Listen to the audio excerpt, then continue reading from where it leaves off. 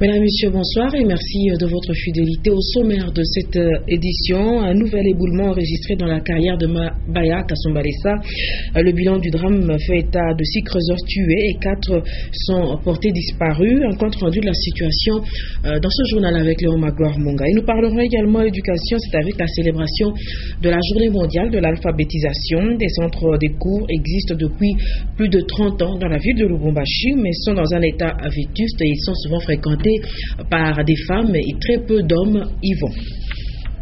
Je vous le disais donc, 6 morts et 4 creuseurs disparus dans les galeries souterraines. C'est le bilan d'un nouvel éboulement survenu peu après le passage du vice-premier ministre, également ministre de l'Intérieur, Évariste Bouchab, à l'intérieur de la carrière de Mabaya, côté Kasumbalesa. Et visiblement, et il faut le dire, que les consignes de l'artisanat minier ne sont pas toujours respectées par les creuseurs et leurs encadreurs. Les 6 corps ont été acheminés à la morgue de l'hôpital Mouona et en attendant leur identification par les membres de leur famille. Léon Magloire Monga.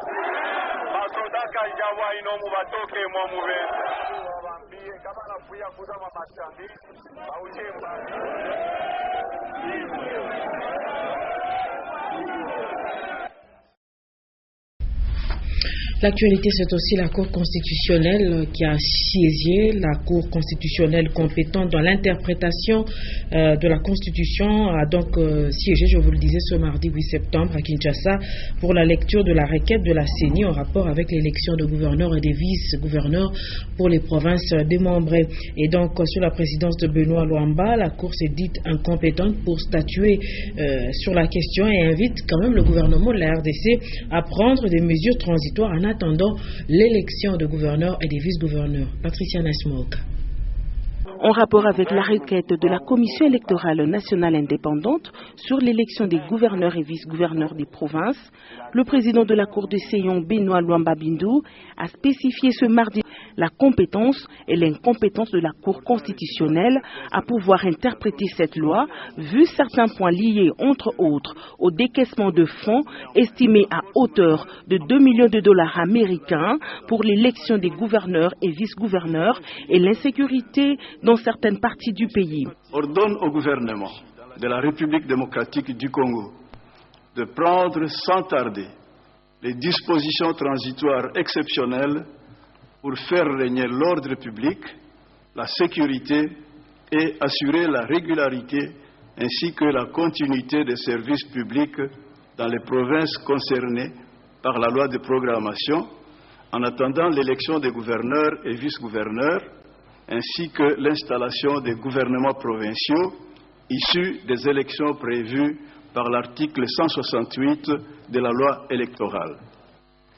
Enjoint au gouvernement de la République démocratique du Congo d'accélérer l'installation des bureaux définitifs des assemblées provinciales des nouvelles provinces et de doter la Commission électorale nationale indépendante des moyens nécessaires pour l'organisation impérative de l'élection des gouverneurs et vice-gouverneurs des dites provinces avant toute élection des députés provinciaux et sur toute l'étendue de la République.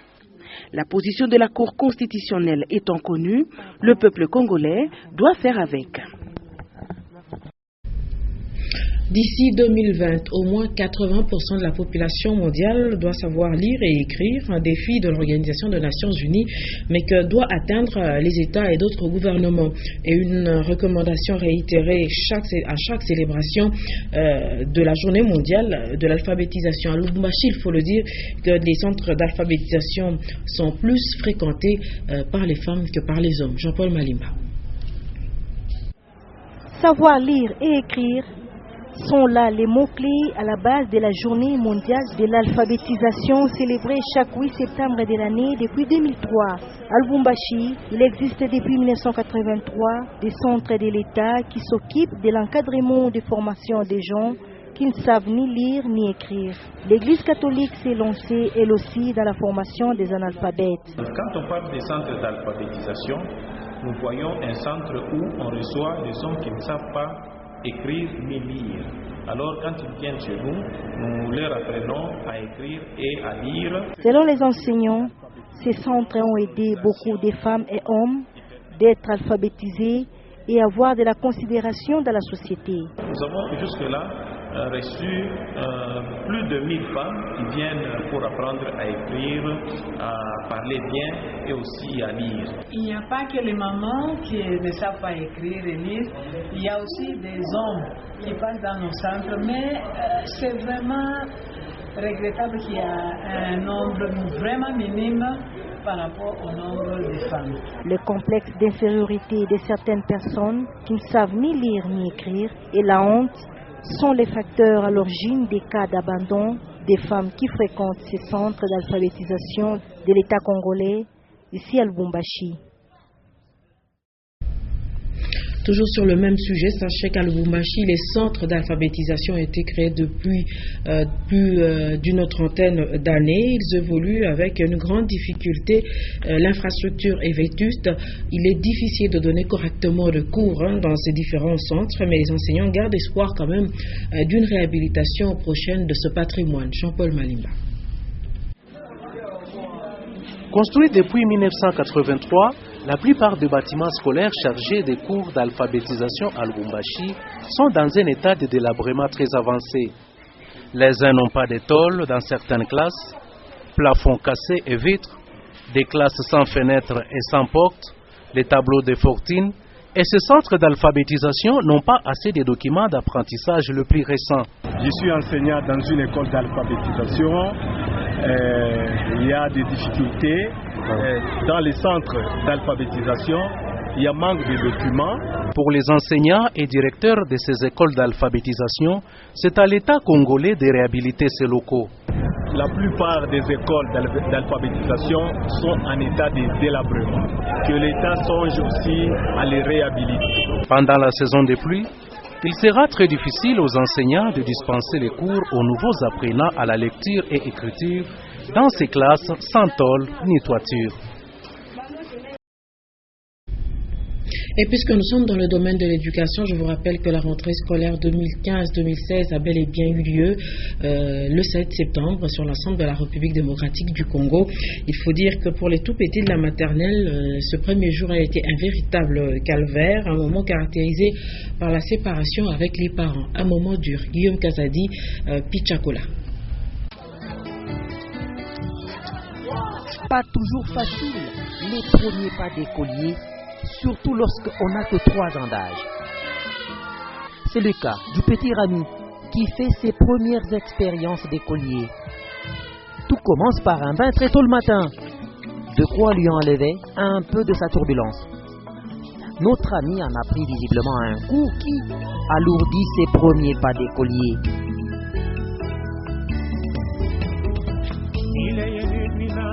Même à bord de la voiture qui l'amène, notre écolier semble totalement perdu. Une fois arrivé, il n'a tout de même pas oublié de se ravitailler. Vient enfin la rencontre avec les autres enfants. Pendant que certains pleurent,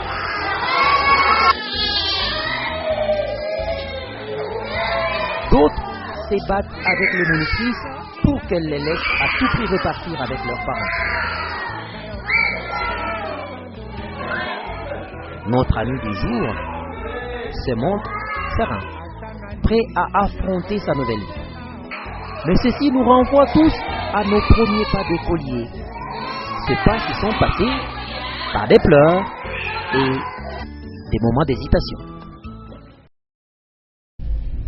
Voilà, puisqu'on parle de la maternelle, on peut également évoquer la maternité précoce qui est un phénomène finalement devenu normal dans les villages du Katanga. Le cas au village Mouema, situé à 60 km de Bitoaba-Centre. Dans ce village, une fille est mère dès l'âge de 13 ans.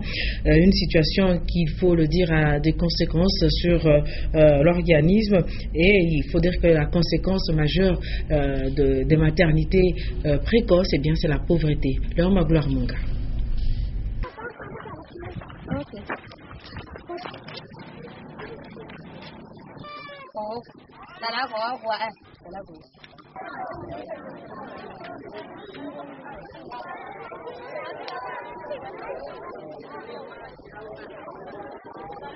Watoto ngapi? 6. Kuna watoto 6 pale huko.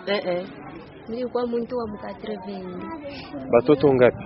4. Sapula. Uko na miaka ngapi? Yukilepo. Watoto ngapi? Bali. Jina wana watatu. Watatu. Kwani kuna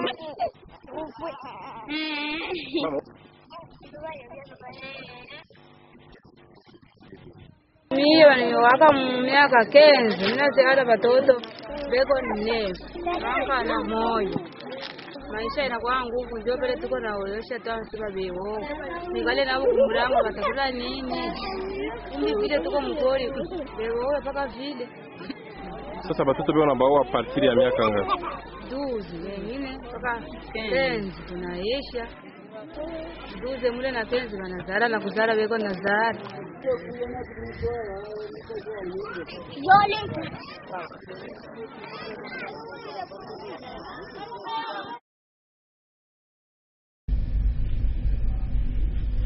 Le nouveau consul d'Afrique du Sud au Katanga a été reçu ce 8 septembre par le ministre provincial de Mines.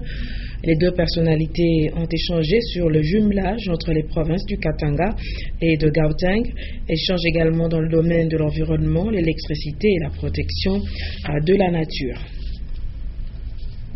Le ministère de l'Environnement et Développement durable organise en collaboration avec le gouvernement du Katanga un atelier national de validation de la fiche descriptive appelée Ramsar. Ces travaux ouverts par le ministre d'Action Paix permettront l'inscription d'un site de zone humide d'importance internationale dans le bassin de la Loufira et des membres de la société civile, des professeurs d'université et également des chercheurs prennent part à ces assises. Diane Kassongo.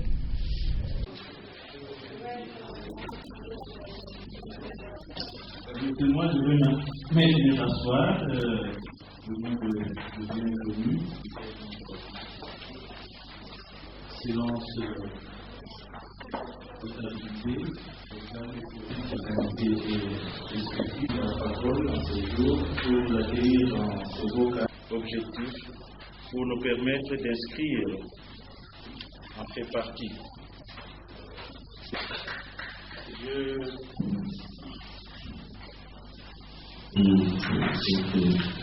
Monsieur le directeur de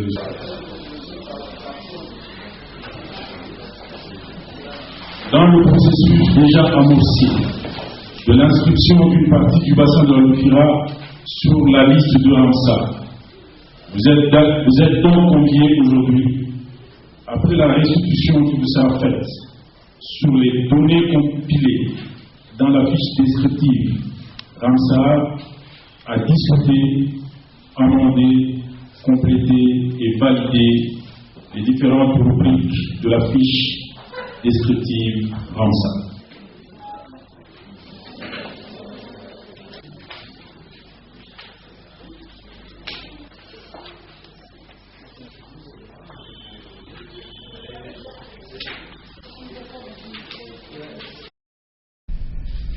Nous restons dans le domaine de l'environnement pour parler cette fois-ci de la gestion des immondices dans la ville de Lubumbashi, un problème qui reste irrésolu malgré la présence de bacs à ordures à différents carrefours. Des ordures ménagères et autres déchets traînent encore sur les trottoirs et pourtant les services d'hygiène et encore de l'environnement ont été formés pour trouver des solutions durables. Un reportage des Géchala et Séverin Katamba.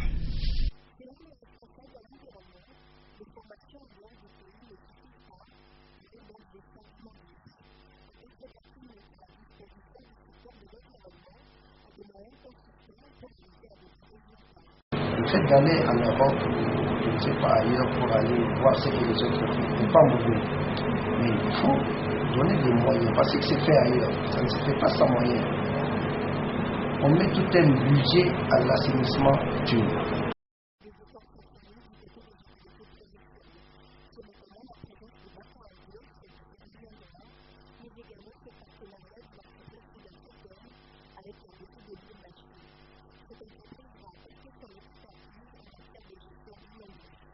L'entreprise nous amène une technologie, c'est-à-dire une expertise dans le recyclage des ordures.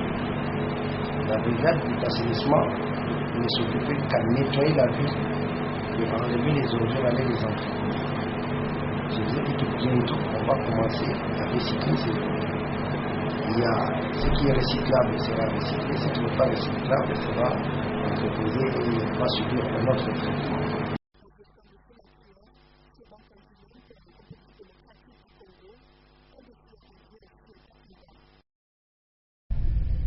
Au-delà de l'environnement, évoquons également la voirie urbaine. À peine remise en œuvre, certaines avenues de Lubumbashi sont détruites à certains endroits par de trous créés après certains travaux.